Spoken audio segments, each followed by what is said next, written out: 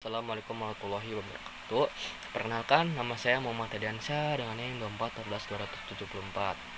Di sini saya akan menjawab pertanyaan yang pertama, jelaskan hubungan antar hukum perdata, hukum dagang, dan hukum pidana.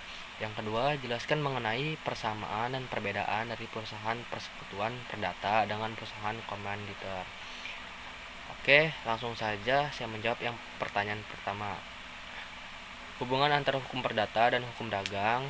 Perdata mengatur hubungan antara individu dalam masyarakat, terutama mengenai hak dan kewajiban perdata, seperti perjanjian perkaitan warisan dan kepemilikan. Sedangkan hukum dagang merupakan bagian khusus dari hukum perdata yang mengatur kegiatan manusia di bidang perdagangan.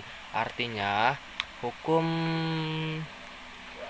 dagang bisa disebut sebagai cabang dari hukum perdata yang secara lebih spesifik mengatur usaha bisnis dan kegiatan komersial. Misalkan perjanjian jual beli secara umum diatur dalam hukum perdata.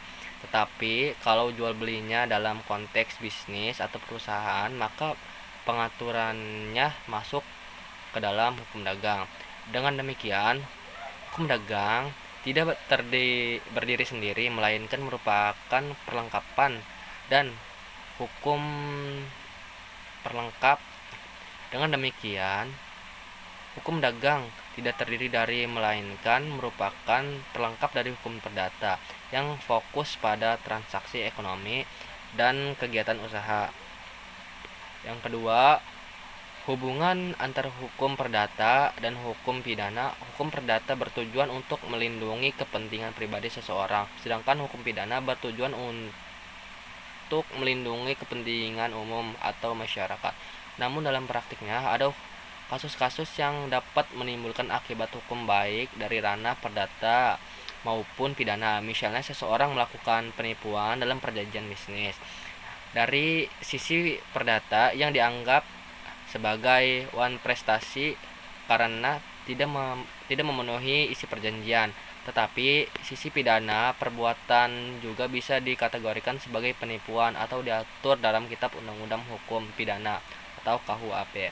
Jadi, perbuatan bisa memiliki konsekuensi di dua ranah hukum sekaligus, menunjukkan bahwa hukum perdata dan hukum pidana bisa berjalan berdampingan. Selanjutnya, pertanyaan yang kedua mengenai persamaan dan perbedaan antara hukum persekutuan perdata, perusahaan komanditer atau sipil.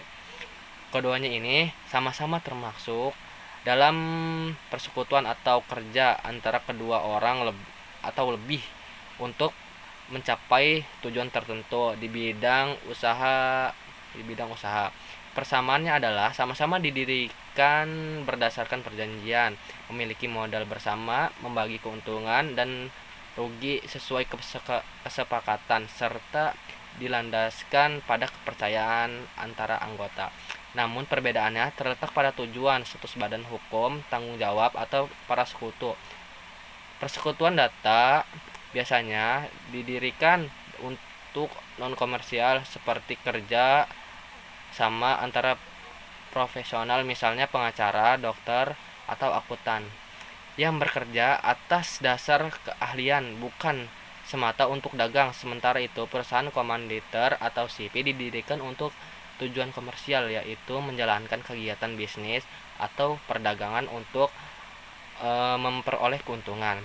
Dari segi tanggung jawab, dalam persekutuan perdata, semua sekutu memiliki kedudukan yang sama dan bertanggung jawab atas perbuatan persekutuan. Sedangkan dalam CV, kegiatan dua jenis persekutuan, yaitu aktif dan menjalankan usaha, bertanggung jawab penuh terhadap usaha, serta sekutu pasif yang hanya menyetor modal dan tanggung jawab terbatas pada modal yang disetor.